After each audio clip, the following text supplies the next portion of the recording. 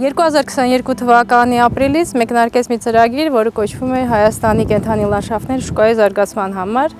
բայց ավելի ինքը սիրվեց ու ճանաչվեց Լիլա կարճ անվանմամբ։ Ծրագիրը ֆինանսավորում է Շվեյցարիայի զարգացման գործակալությունը SDC-ն եւ իրականացնում ենք մենք բնության համաշխարհային հիմնադրամը, մեր գործընկեր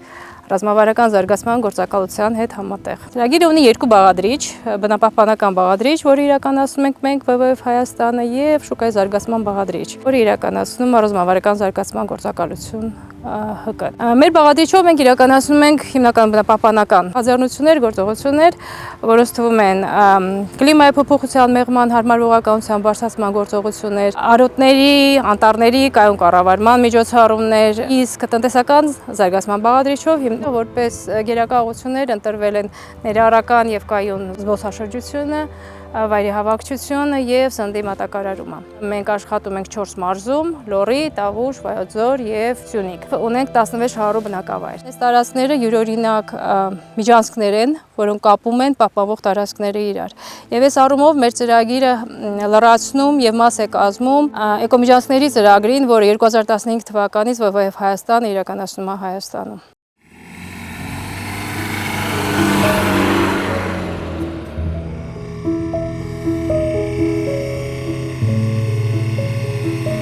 Ծրագրի շրջանակներում Ենոքավանի գյուղապետարանի տանիքին տեղադրվել է արևային կայան։ Ենոքավանում ունեն ջրխմոց, ինչպես նաև կառուցվել է 1 կիլոմետր երկարությամբ ջրագիծ։ Ջրագծի արդյունքում 350 խոշոր եղջերավոր կենդանի ապահովված է ջրով, ինչն էլ ապահովում է հողերի եւ արոտավայրերի դեգրադացիայի կանխումը։ Իջևանում ծրագիրը աջակցել է նաև բիզնեսների։ Ընդլայնվել է Բերկրի գաստրոբակը, որը արդեն կայացած բիզնես է եւ արդեն ունի կայուն պահանջարկ, ինչպես նաև կառուցվել է Օկոն լեռնային քոթեջներ եւ ճամբարը, որը արշավային զբոսաշրջության նոր ուղի է։ Սևքար գյուղի բժշկական ամբուլատորիան համալրվել է արևային ֆոտովոլտային կայանով։ Տվյալ պահին գյուղի բժշկական ամբուլատորիան սպասարկում է ավելի քան 2000 տեղի բնակչի, ինչպես նաև շրջակա գյուղերի բնակիչներին։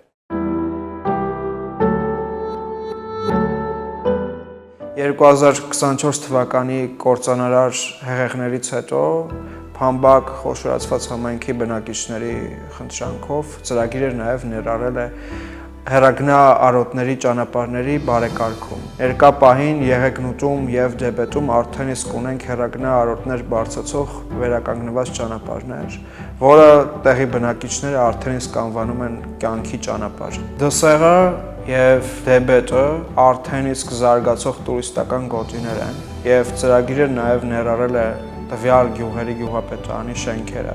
Բազմապրոֆիլ աշխատանքներ են իրականացել նաեւ Թումանյան համայնքում։ Այստեղ խնդիրը մի փոքր այլ էր, այստեղ Դսեղի գյուղապետարանի տանիքներ հիմնովին բարեկարգվել։ Վերանորոգվել է երկրորդ հարկը, ինչպես նաև շենքը դարձել է ավելի ջերմակայուն, քանի որ տեղադրվել է նոր էներգիախնայող համակարգ։ Դեբետ համայնքում տեղադրվել է 15 կՎտ հզորությամբ արևային կայան։ Ներկա պահին Թումանյան համայնքում ունենք 2 մակատեղի, ինչպես նաև տեղադրվել է արդեն իսկ 5 ջրխմոց։ Հպարտորեն կարող եմ նշել, որ Լիլա ծրագրի շրջանակներում իրականացված թե տնտեսական, թե բնապահպանական գործողությունները Հյուսիսում նույնպես հաջողությամբ իրագործվել են։ Հատկանշական է նաև, որ ամեն համայնքում ծրագիրը փորձել է առանցքային խնդիրներ լուծել։ Լիլա ծրագիրը նաև նպաստել է Թումանյան համայնքի տնտեսական զարգացմանը։ Բազմակողմանի օժանդակություն են ստացել Healthy Honey բնական մեղրի, Լորենի թեյեր եւ Healthy Way բուսական թեյերի արտադրությունները։ Ահնիձորի հյուրատունը, որը նույնպես աջակցություն է ստացել ծրագրից, առաջինն է նկարչի տուն կոնցեպտով։ Լիլա ծրագրի այլ նախաձեռնության շրջանակներում համայնքային ավելի մեծ ներդրում իրականացվեց ու վերանորոգվեց հեռագնա արոտներ բարձրացող ճանապարհահատվածը, որը 1.5 ժամ կրճատել է ճանապարհի տևողությունը հեռագնա սարեր։ Նաև տեղադրվել են ջրխմոցներ ու մակատեղիներ հարակից բնակավայրերում, սակայն դեպետ բնակավայրի բնակիչները եւս շահառու են հանդիսանում այս ծրագրի համար։ աջակցություն է տրամադրվել նաև Չամիչ հյուրատանը, որը երկար տարիներ գործում է բնակավայրում, սակայն չուներ հանդիսությունների համար նախատեսված սրահ։ Դասընթացների փուլը ծրագրի ամենաոսկի շրջաններից մեկն էր, որտեղ բնակիչները սովորեցին նաև այն արոտ կառավարման պլանները, որը որ ներկայացվում է հիմա փաստաթղթով, բնակիչները ծանոթացան այդ պլաններին։ Ներկայումս ունենք արոտ կառավարման պլաններ հստակ գրված, որը ֆերմերների համար հասանելի է ու ավելի ճիշտ օգտագործելի։ Շատ ժամանակ, երբ որ մենք ուղղակի ուրախալիորեն տեղեկացնում ենք, որ մենք խոտաբույսերի քաղ ենք իրականացնում, թեկուզ մեր տնական թեյերի համար եւ այլն, այդ ամեն ինչը ավելի պլանավորված է լինելու ու մարդիկ հասկանում են ինչը կարելի անել, ինչ չէ։ Հանրային լրագրողների ցանցի ձևավորումը ի սկզբանե ոգևորեց այն առումով, որ հասկանալի էր երիտասարդների շրջանում, որ այն ինչը մեր աչքին արդեն սովորական է դարձել, սկսեցին հանրային լրագրողները ակտիվորեն ներկայացնել գյուղի ոչ միայն խնդիրները, այլ նաև առավելությունները ու ինչ-որ չափով նաև գովազդեր բնակավայրերի համար, որ բնակավայրերն ունեն հետաքրքիր նյութեր, ունեն հետաքրքիր բնություն, հետաքրքիր բերք ու բարիք, որը որ կարելի է ցուցադրել ու հասանելի դարձնել են մարդկանց, ովքեր որ այլ մարզերում են բնակվում։ Գաղափարը այսպեսին էր, որ քանի որ մենք պատվիրակում ենք համայնքներին իրականացնել բնապահպանություն, ապա ճիշտ է, որ նաև տեղում հենց տեղի բնակիչները բարձրաձայնեն իրենց բնապահպանական խնդիրների մասին խոսեն։ Եվ հիմնել ենք հարթակ հանրային լրագրողների ձայնը, որը զարմանս մեզ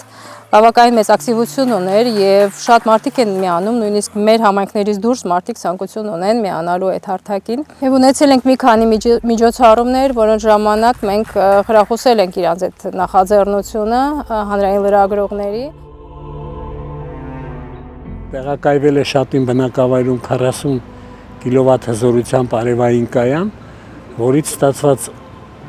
էներգիայի ֆինանսական միջոցները պետք է ուղղվեն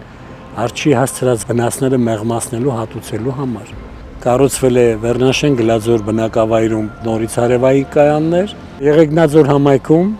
փողոցային լուսավորություն է իրականացվել։ Հիմնական լուսավորությունը իրականացնում են եզրային մասերի բնակավայրերի, որտեղից արջերի մուտք են լինում եւ դա նպաստում է կենդանիներին խուսափելու տվյալ բնակավայրի մուտք գործելու համար։ Ծրագիրը իր մեջ ներառել է նաեւ կենդանիների արոտավայրերը արդյունավետ նպատակային օգտագործելու համար կառուցել ջրախմոցներ, 6 ջրախմոց է կառուցել եւ այդ ջրախմոցների հիման վրա արոտները ավելի արդյունավետ են եւ դրանից հավելյալ լրացուցիչ եկամուտներ են ակնկալում անասնապահությամբ զբաղվող գյուղացիական եւ ֆերմերային տնտեսությունները։ Ծրագիրը իր մեջ ներառել է նաեւ զբոսաշրջություն, ներառելով գինեգործության, ընտանեկան բիզնեսի, հյուրատնային բիզնեսի ինչպես նաև գինեգործարաններում, որ օժանդակել են կառուցելու համտեսի սրահներ, որի հիման վրա փորձում են գովազդել տվյալ արտադրանքը եւ աշխատանքները ընթացքի մեջ են ու ունեն շարունակական բնույթ։ Ծրագիրը իրականացվել է շատ նպատակային եւ լավ կլիներ, որ ծրագիրը ունենա շարունակական բնույթ, որովհետեւ այսքան ներդրումներ են կատարվել Վայոց ձոր մարզի բնակավայրերում։ Սյունիքի մարզի Շաղատի մանկապարտեզին տրամադրվել է արևային կայան եւ արևային ջրատաքացուցիչ։ Վերանորոգվել է գյուղապետարանի տանիքը։ Արոտների հասանելիության բարձրացման նպատակով կառուցվել է ջրխմոց, մակատեղի եւ տրամադրվել է շարժական արևային կայան։ Տնտեսական բաղադրիչի շրջանակներում օգնություն է տրամադրվել գյուղի կոոպերատիվին։ Վերանորոգվել է չորանոցը, ապրանքները ստացել են նոր փաթեթավորում։ Ծրագրի ավարտին արդեն իսկ կարող ենք տեսնել եւ արդեն իսկ կարող ենք հպարտանալ այն արդյունքով, թե ինչպես է տնտեսական եւ համայնքային զարգացումը կապվում բնության պահպանության հետ եւ թե ինչպես է դա էականորեն ազդում բնակիչների եւ համայնքի կյանքի վրա։ Ընդունված է մտածել, որ բնապահպանությունը եւ տնտեսությունը, այս երկու էկոները, էկոնոմիկան եւ էկոլոգիան, իրանք ոնց որ բարիկադների տարբեր կողմերում են եւ իրար հետ մրցող ուղղություններ են։ Իրականում մեր ծրագրով մենք փորձում ենք